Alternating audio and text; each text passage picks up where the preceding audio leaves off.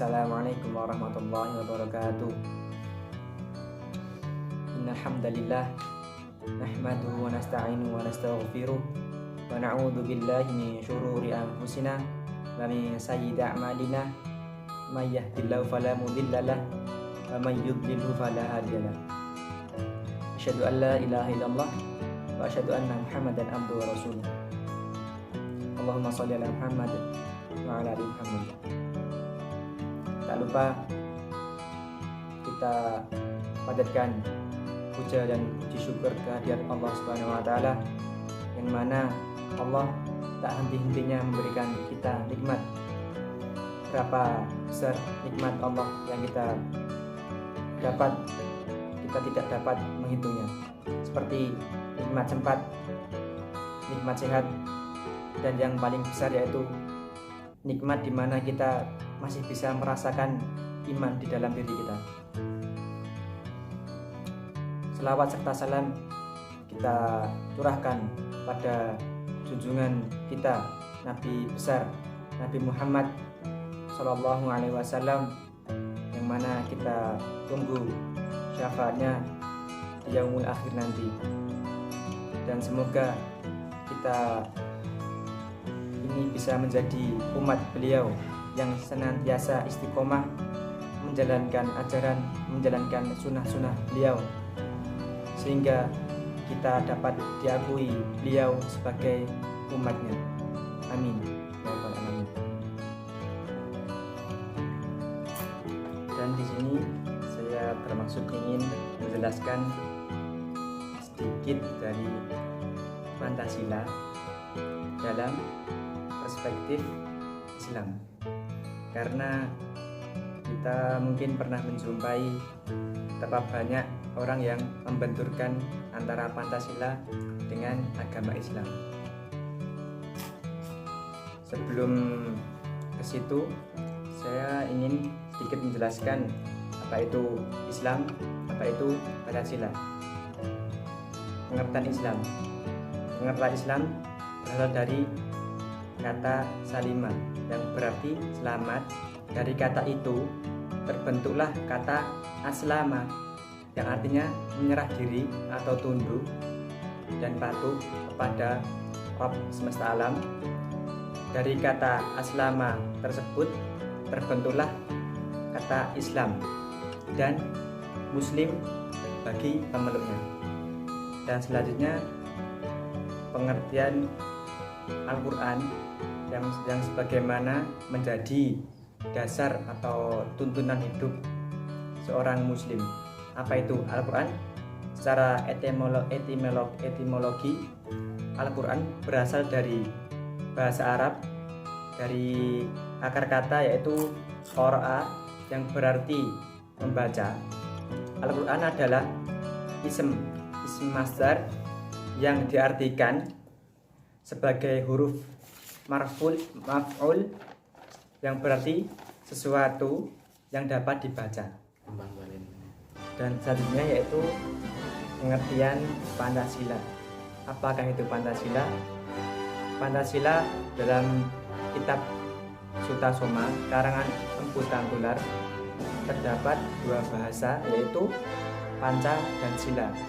Panca bisa diartikan itu 5, dan sila bisa diartikan yaitu dasar atau asas. Dan sedikit tentang sejarah Pancasila. Pancasila dirancang pertama kali pada sidang BPUPKI pada tanggal 29 Mei sampai 1 Juni 1945, dan terdapat 3 tokoh yang mengusulkan, yang menyalurkan ide-idenya untuk merancang Pancasila sebagai dasar negara Republik Indonesia, yaitu yang pertama beliau, yaitu Bapak Mr. Muhammad Yamin. Yang kedua Bapak Mr. Supomo. Yang ketiga beliau Bapak Insinyur Haji Soekarno. Yang kemudian dari ide-ide dan tokoh tersebut dirundingkan kembali dan dibahas kembali, dan terbentuknya Panitia 9 guna untuk merumuskan dasar negara. Lalu pada tanggal 22 Juni 1945 Panitia 9 berhasil melahirkan Piagam Jakarta sebagai konsep embrio atau cikal bakal dari Pancasila itu sendiri sebagai dasar negara Republik Indonesia. Isi dari Piagam Jakarta tersebut, yang pertama, ketuhanan dengan kewajiban menjalankan syariat Islam bagi pemeluk-pemeluknya. Yang kedua, kemanusiaan yang adil dan beradab. Ketiga, persatuan Indonesia. Keempat, kerakyatan yang dipimpin oleh hikmat, kebijaksanaan dalam permusyawaratan perwakilan. Yang kelima, keadilan sosial bagi seluruh rakyat Indonesia. Terhadap pada sila pertama itu terdapat pro kontra dari berbagai kalangan, dan kemudian beliau Bapak Muhammad Hatta memberikan usul atau masukan untuk mengganti isi dari Piagam Jakarta tersebut pada sila pertama dengan isi ketuhanan yang Maha Esa sebagai solusi agar tidak terjadinya perpecahan di Indonesia. Dan demikian sejarah dari Pancasila.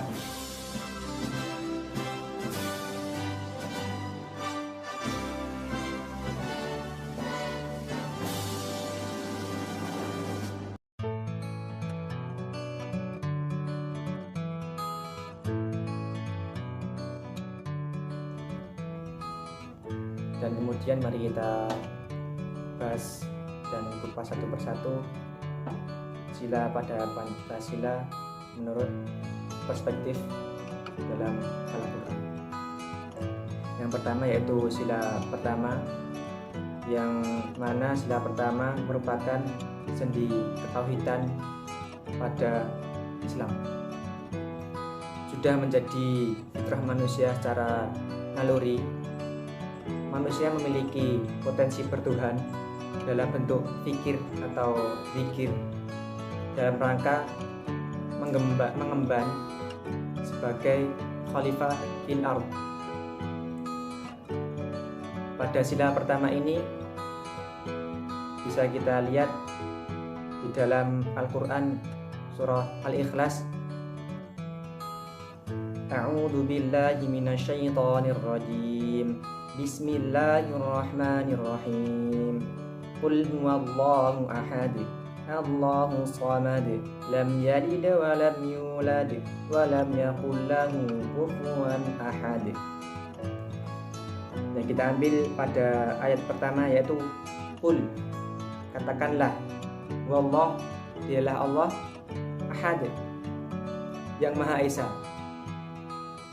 Kita bisa lihat pada kata ahad, mengapa dalam Al-Quran tidak menggunakan kata wahid. Kita bisa ambil artinya yaitu ahad yang berarti esa atau pertama, tidak ada selanjutnya. Jika kita menggunakan kata, jika di dalam Al-Quran menggunakan kata wahid, wahid bisa berarti satu dan ada seterusannya yaitu isnen, salata, dan selanjutnya.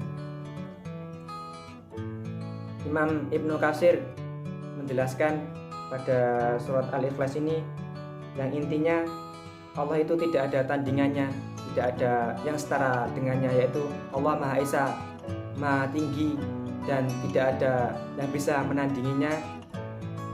Dialah Allah yang Maha Sempurna atas segalanya.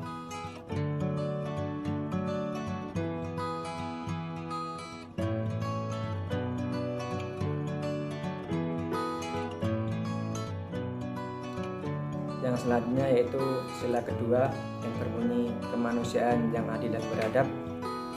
Sila ini mencerminkan hubungan manusia dengan manusia yang lainnya. pada sila ini memiliki nilai. Harusnya kita sebagai manusia itu memiliki sifat memanusiakan manusia, saling menghormati dan saling mengenal, saling memahami. Dalam Al-Quran juga membahas tentang sila yang kedua ini, terdapat pada surah Al-Hujurat ayat 13 yang berbunyi, A'udzu billahi minasyaitonir rajim. Ya ayyuhan nasu inna khalaqnakum min dzakarin wa untha wa ja'alnakum syu'uban wa qabaila lita'arafu inna akramakum 'indallahi atqakum innallaha alimun khabir. Yang artinya, wahai manusia, sungguh kami menciptakan kalian dari laki-laki dan perempuan, dan kami jadikan kalian berbangsa-bangsa dan bersuku-suku agar kalian saling mengenal. Sesungguhnya yang paling mulia di antara kalian di sisi Allah, yaitu yang paling bertakwa di antara kalian. Sesungguhnya Allah Maha mengetahui, Maha teliti. Dalam surat ini dijelaskan kita harus saling mengenal, saling memahami, dan saling menghormati antara satu dengan yang lainnya agar terjadi hubungan yang harmonis dan bisa mengatur adab kita sehingga orang lain tuh bisa menerima kita dengan senang hati dan bahagia.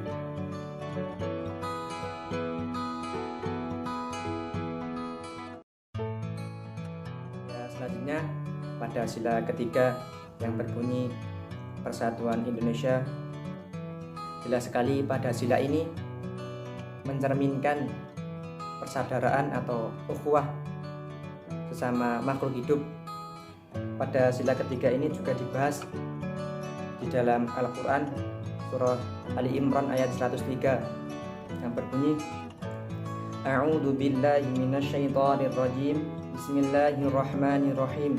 Wa'tasimu bihablillahi jami'an wa la tafarraqu.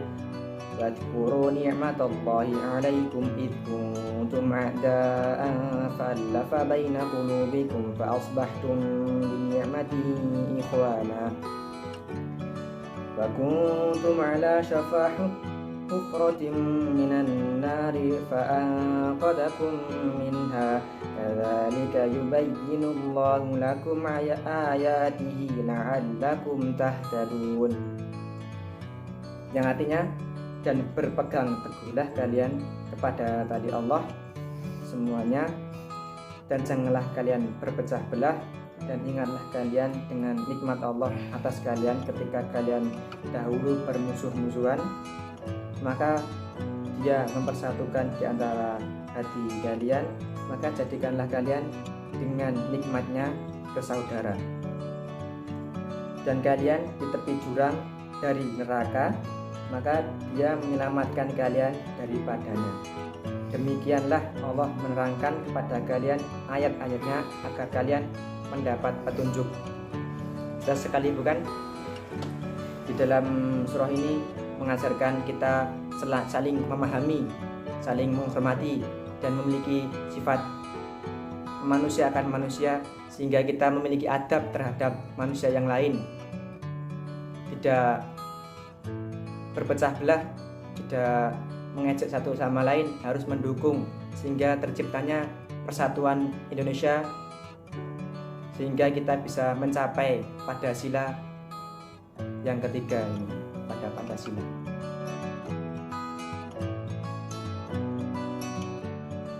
Menginjak sila selanjutnya yaitu sila keempat yang berbunyi kerakyatan yang dipimpin oleh hikmat, kebijaksanaan dalam permusyawaratan perwakilan.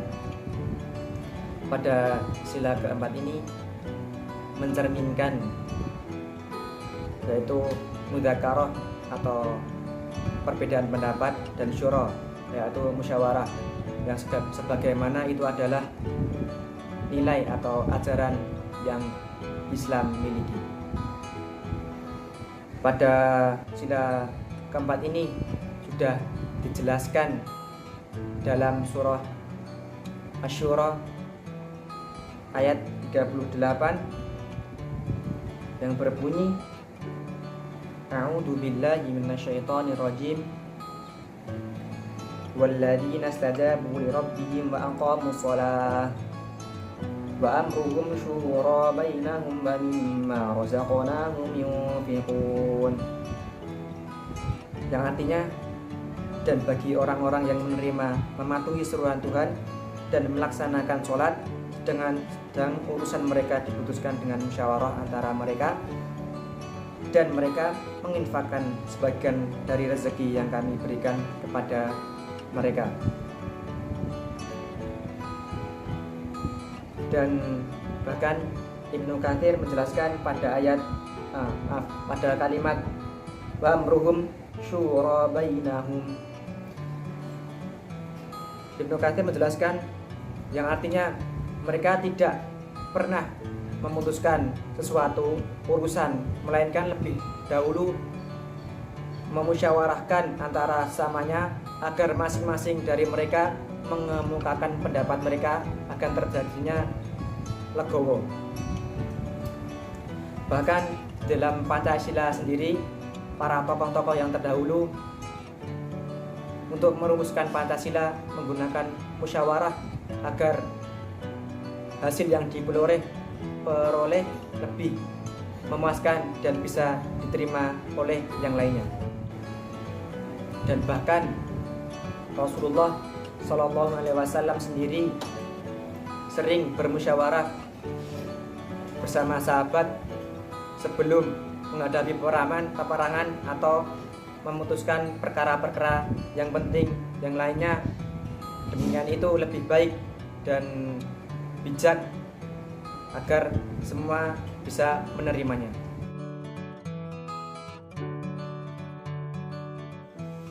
Menginjak sila yang terakhir, yaitu sila kelima yang berbunyi keadilan sosial bagi seluruh rakyat Indonesia.